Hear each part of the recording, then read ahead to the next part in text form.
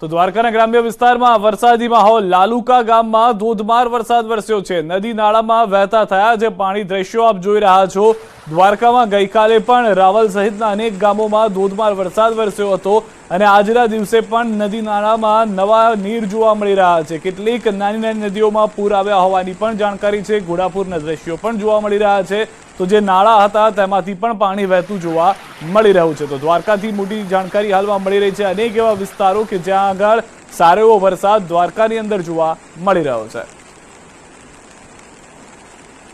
તો દ્વારકાના કાટકોલા ગામમાં ધોધમાર વરસાદ। ભાણવડના અન્ય કેટલાક ગામોમાં પણ વરસાદ શરૂ થયો છે। ખેતરમાંથી વહેતા થયા છે વરસાદી પાણી। ખેતરોમાંથી પણ હવે પાણી વહેતા હોય તેવા દ્રશ્યો જોવા મળી રહ્યા છે। દ્વારકાના આ સમાચાર। દ્વારકાથી ભારે વરસાદને લઈને જાણકારી મળી રહી હતી।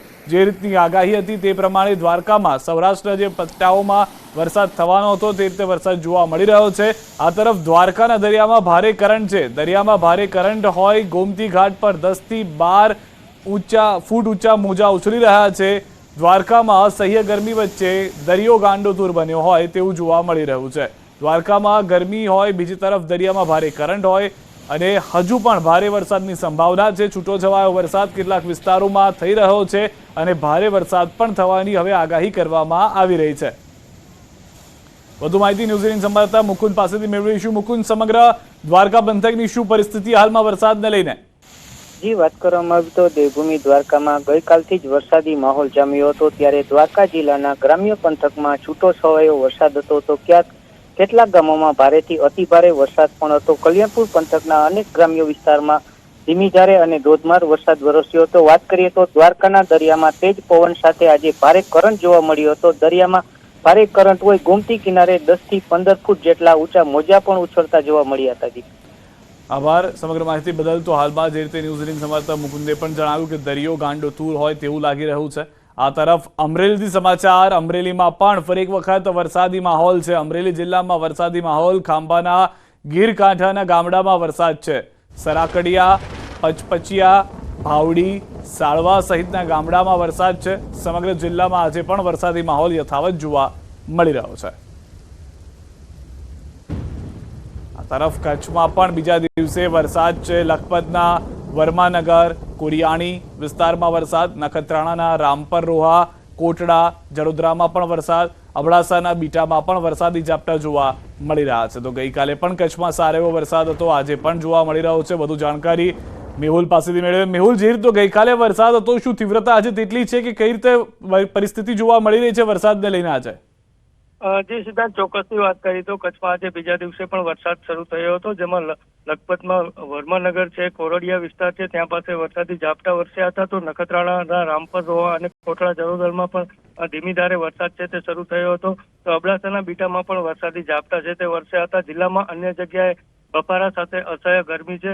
ચોક્કસથી વાત કરી તો ગઈકાલે જે રીતે વરસાદ વરસ્યો હતો, પરંતુ આજે ધીમી ધારે વરસાદ છે તે કચ્છના ગ્રામ્ય વિસ્તારોમાં શરૂ થયો છે। જી આભાર મેહુલ સમગ્ર માહિતી બદલ। તો હજી પણ કચ્છમાં ગઈકાલે જે વરસાદ હતો તે પ્રમાણેની પરિસ્થિતિ જોવા નથી મળી રહી। આ તરફ ગીર સોમનાથમાં સતત બીજા દિવસે દરિયાકાંઠાના ગામોમાં વરસાદ છે। ધીમી ધારે વરસાદ વરસતા વાતાવરણમાં ઠંડક પ્રસરી ગઈ છે।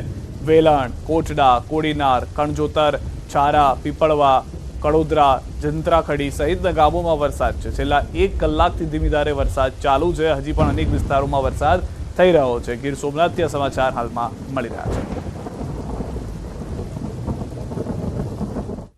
જૂનાગઢથી સમાચાર મળી રહ્યા છે। ઘેડના બામણાસા ગામનો પાળો તૂટી ગયો છે। પાળો તૂટતા ખેતરોમાં પાણી ફરી વળ્યા છે।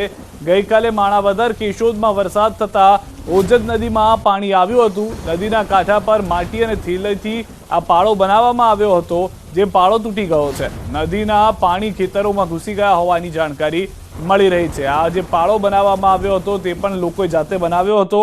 હાલમાં શું પરિસ્થિતિ છે જૂનાગઢના વિસ્તારની, વધુ માહિતી મેળવીશું ન્યૂઝ18 સંવાદદાતા અતુલ પાસેથી। જી અતુલ।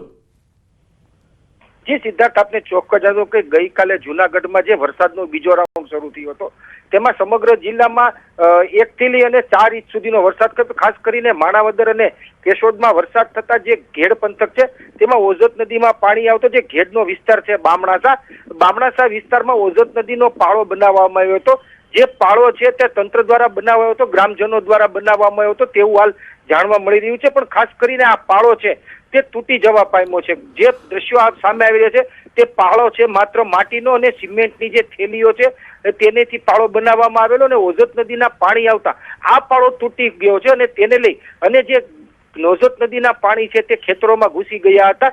થોડા દિવસના વિરામ બાદ જે પાણી સુકાતું હતું, પણ ત્યાં ગઈકાલે જ વરસાદ થતા આ જે પાળો તૂટતા બામણાસર સહિતના ઘેડ પંથકના અનેક વિસ્તારોમાં જે આ પાળા તૂટતા પાણી ઘૂસી ગયા છે, તેને લઈ અને ખેડૂતોને ફરી પાછો એક વખત ખેતરોમાં પાણી ઘૂસી જવાથી રોવાનો વારો આવ્યો છે. ત્યારે આ પાળાને લઈ અને અનેક સવાલો તંત્ર સામે ઉભા થયા છે. જી સિદ્ધાર્થ. આભાર તું સમગ્ર માહિતી બદલ. તો અનેક વિસ્તારોમાં આ પાણી ઘૂસી ગયું છે. ખાસ કરીને ખેડૂતોને ખેતરની અંદર પાણી ઘૂસી જવાને કારણે ખેતી પાક નિષ્ફળ ગયાની ભીતિ સેવાઈ રહી છે. અન્ય સમાચાર પર નજર કરીશું. સુરતથી સમાચાર. આંગણવાડીમાંથી મળી છે દારૂની બોટલો. ઉધના વિજયનગર આંગણવાડીની ઘટના. પરિસરમાંથી મળી છે મોટી માત્રામાં દારૂની બોટલો. અસામાજિક તત્વો દારૂની મહેફિલ કરતા હોવાની શક્યતા. ઉધના પોલીસ પણ ઘટના સ્થળે પહોંચી છે અને આંગણવાડીમાંથી જ્યારે દારૂની બોટલો મળી આવી છે તો અનેક સવાલો ઊભા થઈ રહ્યા છે. કારણ કે અહીંયા આગળ બાળકોના ભણતર માટેની પ્રવૃત્તિ કરવાને બદલે જો આ ધંધા ચાલતા હોય તો શું પરિસ્થિતિ થાય તે વિચારવી જ રહી. બીજી તરફ જે દ્રશ્યો છે પુરવાર કરી રહ્યા છે કે આંગણવાડીની અંદર દારૂ પાર્ટીઓ થતી આવી છે, દારૂની બોટલો મળી આવી છે, કેટલીક પોટલીઓ પણ મળી આવી છે. હાલમાં પોલીસ ઘટના સ્થળે પહોંચી છે અને તપાસ કરવામાં આવી રહી છે. પરંતુ પરિસરની અંદરના જે દ્રશ્યો છે એ સ્પષ્ટ કરી રહ્યા છે કે આંગણવાડીમાં ખોટી પ્રવૃત્તિઓ ચાલતી હતી. અહીંયા આગળ આ દ્રશ્યોમાં પણ આપ જોઈ રહ્યા છો, નાસ્તાના પેકેટ જોવા મળી રહ્યા છે, પોટલીઓ જોવા મળી રહી છે, દારૂની બોટલો મળી આવી છે.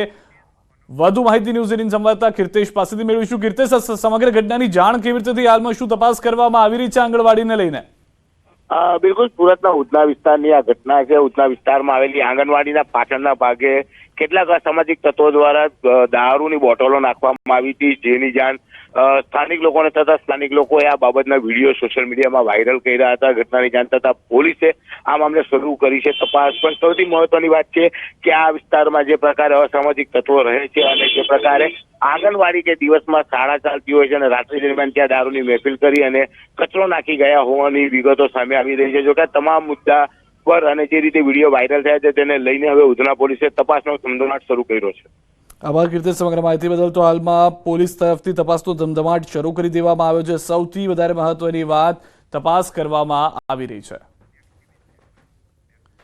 રાજકોટ ગેમ ઝોન અગ્નિકાંડના પીડિતો મુખ્યમંત્રીને મળ્યા હતા. સીએમ સાથેની મુલાકાતમાં પીડિત પરિવારોએ 12 મુદ્દાની રજૂઆત કરી. જવાબદાર ધારાસભ્ય, કોર્પોરેટર સામે ગુનો નોંધી ધરપકડની માંગ કરવામાં આવી છે. તેની સાથે સાથે નિવૃત્ત જજની અધ્યક્ષતામાં કમિટી બનાવવાની માંગ કરવામાં આવી છે. 6 મહિનામાં ટ્રાયલ પૂર્ણ કરી દોષિતોને ફાંસીની સજાની પણ માંગ કરવામાં આવી છે. જરૂરિયાતમંદ પરિવારજનોને 50 લાખની સહાય ચૂકવવા રજૂઆત કરી છે. મુખ્યમંત્રીએ રજૂઆતો સાંભળી યોગ્ય કાર્યવાહીની ખાતરી આપી. 6 મહિનામાં માંગ નહીં સંતોષાય તો પીડિત પરિવારો યોજશે યાત્રા. 1.5 મહિનો થઈ ગયો તે પછી અમને એને બોલાયા અને આજે આપણે ગયા, પણ તોય કહે છે કે અમે તો હારે છે. આપણી આ માંગણી છે, એ માંગણી મુજબ જો એ આપણે બધું કરે તો આપણે માની કે આપણે હારે જ છે. એ નહીં થાય તો અમે યાત્રા કાઢશું. રાજકોટથી અહીંયા લગી હાલીને આવવાની યાત્રા કાઢશું. મુખ્યમંત્રીના નિવાસ સ્થાન લગી, આપણે એના બંગલા લગી બધે અમે આવશું. કે સરકાર જો આપણી આવી રહે તો 6 મહિનામાં આનો નિવાડો લઈ આવે અને આને કડકમાં કડક સજા કરે. જે પણ એમાં સંડોવાયેલા હોય એને કड़क में कड़क की सजा करे. जो भी आईपीएस या फिर आईएएस अधिकारी से इसमें आरोपी हो उसकी धरपकड़ की जाए, ये भी रजूआत हुई सीएम साहब से और उन्होंने आश्वासन भी दिया कि ये जो पूरी इंक्वायरी चल रही है इसमें किसी को भी बख्शा नहीं जाएगा.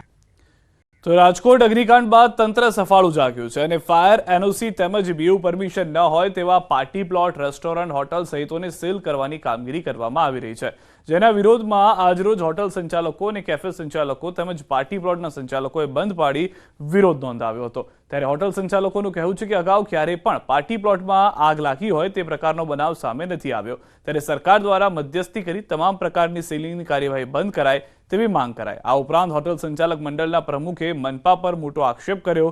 સીલિંગની કાર્યવાહીમાં 5 લાખ રૂપિયા લઈ સીલ ખોલી આપવામાં આવે છે। અમીષા નામની વ્યક્તિ દ્વારા રૂપિયા માંગવામાં આવ્યા હોવાનો આક્ષેપ કરવામાં આવ્યો હતો।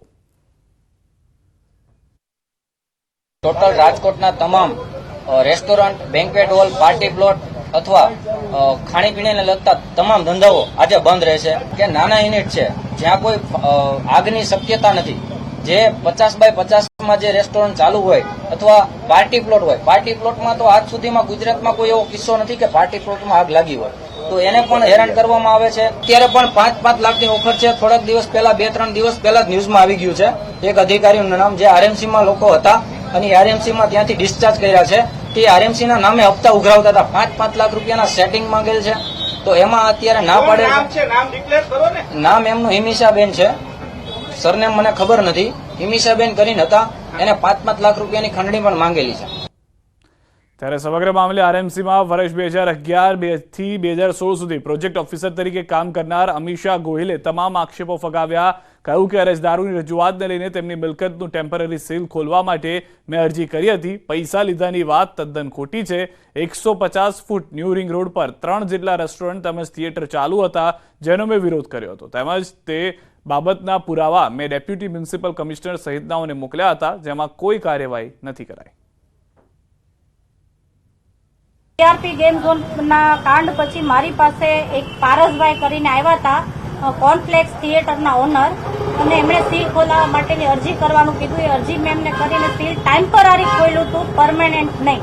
હવે પછી એમનું પરમેનન્ટ સીલ ખોલવા માટે મારી પાસે અરજી આવી। એ સમય દરમિયાન એણે સેકન્ડ વાઇફ રેસ્ટોરન્ટ અને ઢોસા.comની અરજી મારી પાસે આવી, તો મેં એમનું મારા હાથની લખેલી અરજી છે, હું તમને ફોરવર્ડ કરીશ, તમે બતાવી શકશો। સીલ ટેમ્પરરી સીલ ખોલવા માટે મેં અરજી કરી દીધી છે મારા હાથે, પણ મારા ઉપર જે આક્ષેપ છે કે 5 લાખ રૂપિયા માંગ્યા, એ તદ્દન ખોટી વાત છે। અન્ય સમાચાર પર નજર કરીએ। દાહોદથી સમાચાર। નકલી એને કૌભાંડ મામલો, મામલતદાર કલેક્ટર સામે હાઈકોર્ટની લાલાંક। દાહોદના 9 લોકોને મામલતદારે આપી હતી નોટિસ। નોટિસ મળતા 8 લોકોએ હાઈકોર્ટના દ્વાર ખખડાવ્યા। એને રેકોર્ડમાં હોય તો ખરીદદારને કેમ નોટિસ આપી? તમારા અધિકારીઓ સામે શું કાર્યવાહી કરી? અધિકારી સામે કાર્યવાહી ન કરી તો નોકરી ગુમાવવી પડશે।